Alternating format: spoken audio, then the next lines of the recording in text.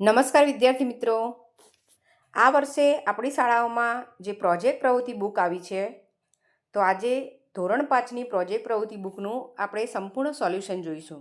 તો ચાલો જોઈએ. વિડીયોની શરૂઆત આપણે આપણી પ્રોજેક્ટ પ્રવૃત્તિ નંબર 1, જેનું નામ છે સાથે જમીએ. તમે જોઈ શકો છો ઉપરના બોક્સમાં કેટલાક સૂચનો એટલે કે કેટલાક પ્રશ્નો આપેલા છે. આપણે 1 બાય 1 એ પ્રશ્નના જવાબ આપતા રહેવાનું છે અને દરેકના જવાબ જો તમે વ્યવસ્થિત રીતે નીચે લખતા રહેશો તો આપણો પ્રોજેક્ટ અહીંયા પૂર્ણ થશે. જેમ કે પ્રથમ પ્રશ્ન છે, તમારા ઘરે કેટલા સભ્યો છે તે નોંધો. તો અહીં નીચે તમારે આ પ્રથમ પ્રશ્નનો જવાબ આપવાનો છે. તો નંબર 1 કરીને તમે લખી શકો છો કે મારા ઘરે 6 સભ્યો છે. હવે કોણ કોણ છે તો તમે નોંધી શકો. તમારા ઘરમાં જેટલા પણ સભ્ય હોય એની સંખ્યા તમારે અહીં બતાવવાની અને પછી નીચે લખવાનું છે કે મમ્મી પપ્પા, ભાઈ બહેન, હું અને દાદી. બરાબર. એ જ રીતે બીજો પ્રશ્ન, તમારા મમ્મી કે બા કેટલી રોટલી કે રોટલા બનાવે છે, સંખ્યા લખો.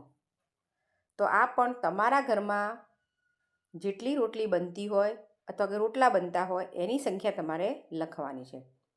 તમે જે તમારા ઘરના મેમ્બર નોંધ્યા છે એના આધારે તમારે આ રોટલીની સંખ્યા લખવાની. બરાબર. તો તમે લખી શકો છો કે મારા મમ્મી કે બા એક સમયે એટલે કે બપોરે ખાવા માટે 16 રોટલી બનાવે છે અને સાંજે 18 રોટલી બનાવે છે.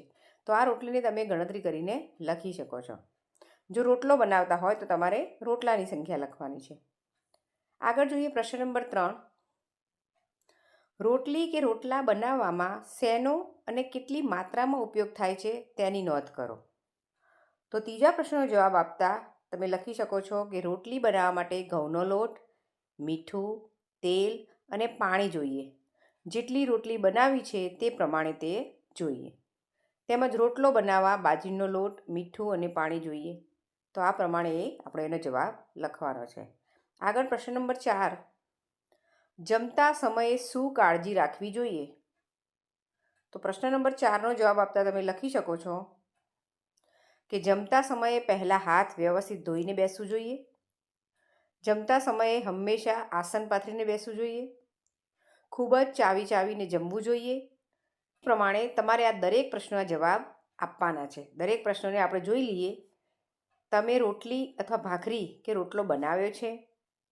એ પછીનો પ્રશ્ન છે, તમે ઘરના બધા સભ્યો સાથે જમો છો. આગળ, એક સમયનું જમવાનું બનાવવા કેટલા સાધનોનો ઉપયોગ થયો, નોંધ લખો. આગળ જોઈએ પ્રશ્ન, જમવાનું વધે તો તેનો શું ઉપયોગ કરવામાં આવે છે. અને છેલ્લો, તમે નિયમિત કોઈ પશુ પક્ષીને ખાવા માટે રોટલી કે રોટલો આપો છો. તો આ દરેક પ્રશ્નનો જવાબ તમારા ઘરમાં જે પ્રવૃત્તિઓ થતી હોય એના આધારે તમારે નોંધવાનો છે. જેમ કે આગળના પ્રશ્નના જવાબ તમે આ રીતે આપી શકો છો કે હા, જ્યારે મમ્મી ક્યાંક બહાર જાય ત્યારે હું રોટલી બનાવું છું. નંબર 6નો જવાબ કે હા, અમે ઘરના બધા જ સભ્યો સાંજે સાથે મળીને જમીએ છીએ. નંબર 7નો જવાબ છે કે રોટલી બનાવવા માટે કથરોટ, ગેસનો ચૂલો, તવી, ચીપીઓ, પાટલી, વેલણ, પાણીનો ગ્લાસ વગેરેની જરૂર પડે છે. શાક બનાવવા માટે તપેલી, કૂકર, ચમચો, પાણીનો ગ્લાસ, ચૂલો, મસાલાઓ માટે મસાલીઓ, છરી, ડીશ વગેરેની જરૂર પડે છે. પ્રશ્ન 8નો જવાબ તમે આ રીતે આપી શકો છો, વધેલો ખોરાક બગડી જાય તેવો ન હોય તો બીજા ટંકે તેનો ઉપયોગ કરીએ છીએ.